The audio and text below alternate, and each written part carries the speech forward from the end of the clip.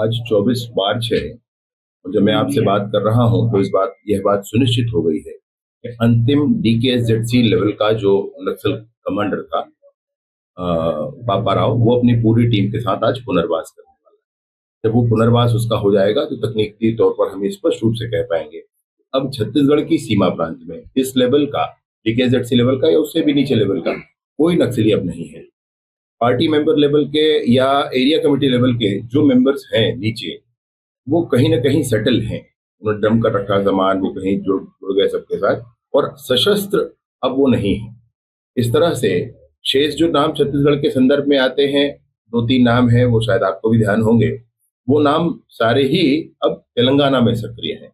अतः छत्तीसगढ़ की सीमा के अंदर यह चीज समाप्त हो जाएगी आज इस पुनर्वास से। काफी लंबे समय से मैं सोचता हूं कि लगभग 2.5 दशकों से जंगलों में सक्रिय रहे और इन्होंने अनेक एनकाउंटर्स ऐसे हुए, पुलिस के अनेक ऐसी मुठभेड़ें हुई जिसमें ये थे, परंतु ये स्कैप हो गए। बार बार यही होता रहा इनके साथ।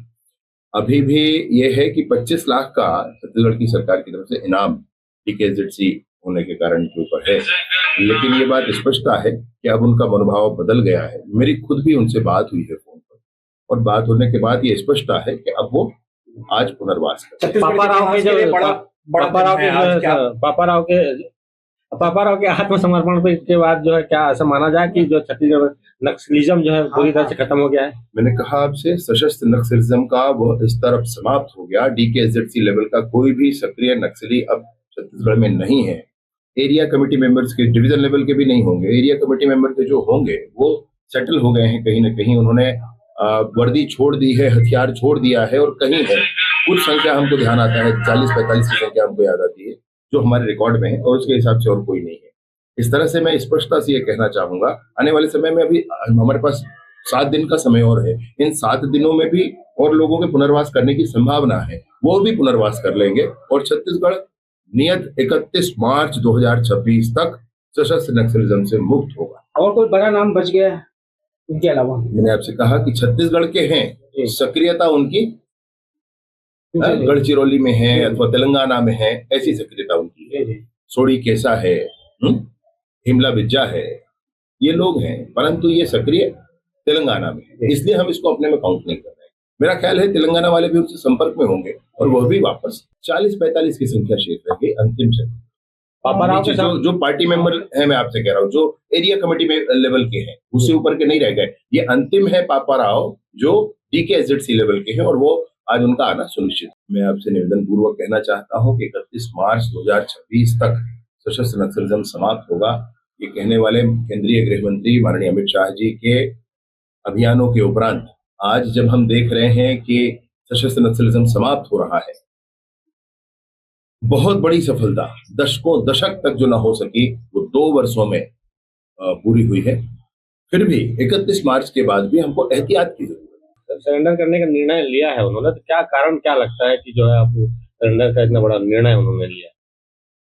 बड़ी स्पष्टता है कि 31 मार्च 2026 तक सशस्त्र नक्सलिज्म का समापन है, पूरे देश में समापन है। उनको भी मन में आया है, पुनर्वास करना चाहते हैं, उनको भी मन में आया है, क्योंकि सरकार ने भी इस बात को स्पष्ट किया है कि आप बंदूक लेकर जंगलों में नहीं घूम सकते, आप हमारे शिक्षा कर्मियों का गला नहीं रेत सकते, आप नदी के किनारे, तालाब के किनारे, सड़कों के किनारे ID नहीं बिछा सकते, आप गांव तक स्कूल, अस्पताल, आंगनबाड़ी, बिजली, पानी, सड़क, सिंचाई की व्यवस्था, मोबाइल के टावर, उत्तम किस्म के बीज, इसको पहुंचने से नहीं रोक सकते। आप बस्तर में के क्षेत्रों में भारत का संविधान लागू होगा, इसको आप नहीं रोक सकते।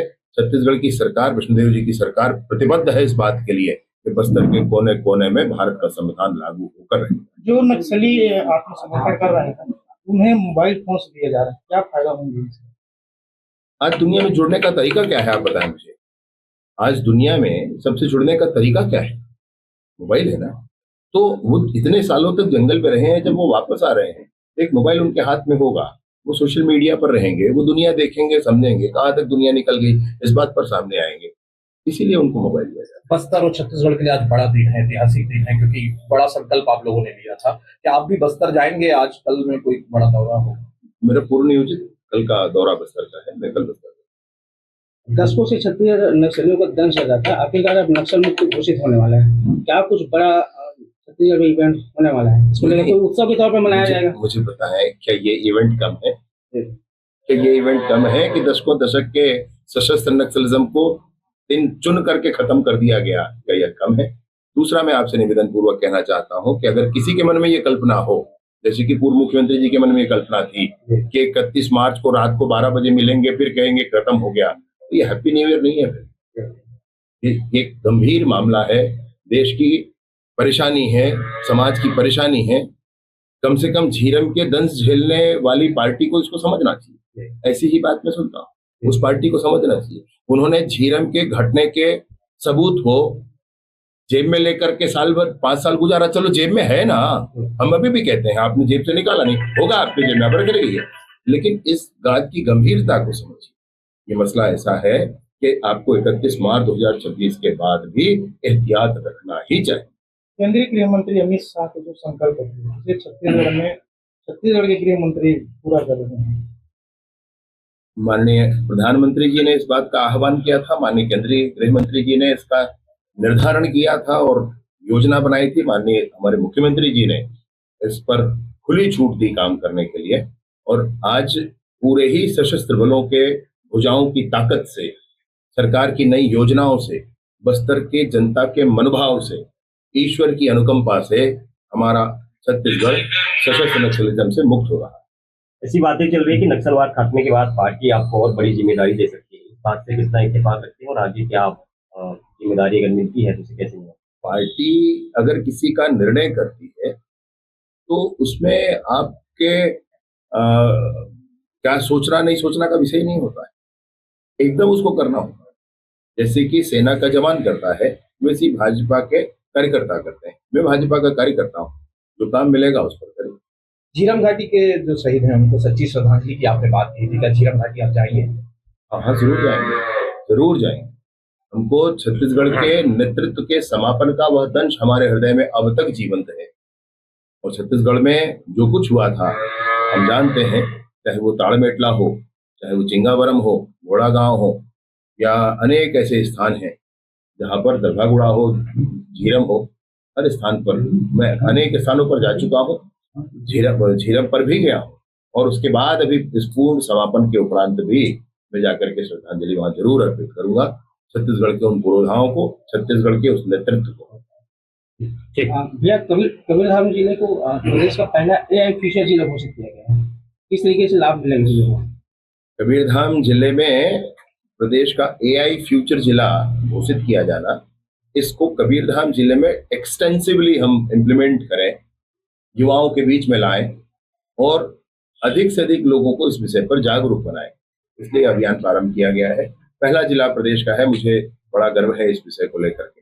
आर्टिफिशियल इंटेलिजेंस आजकल गजब का उपयोग आ रहा है, हम सब जानते हैं। आपका क्लोन बन सकता है, आप ना रहे तो भी आपका भाषण हो सकता है, आपकी आवाज की क्लोनिंग हो सकती है, आपके माध्यम से जो भी समाचार आप बनाना चाहते हैं, आप ना हो मैं ना हो तो भी हमारी आपकी पॉडकास्टिंग हो सकती है, ये सब कुछ हो सकता है। मैंने गजब ही AI की दिशा में काम हो रहे हैं, और वो सारे काम छत्तीसगढ़ के हमारे कबीरधाम के युवा पहले सीख जाए, इससे अच्छा होगा। देश दुनिया की रखी खबर हर रोज हर शाम कानो कान सुनते रहें द लेंस पॉडकास्ट। रही अपडेट लेंस के साथ।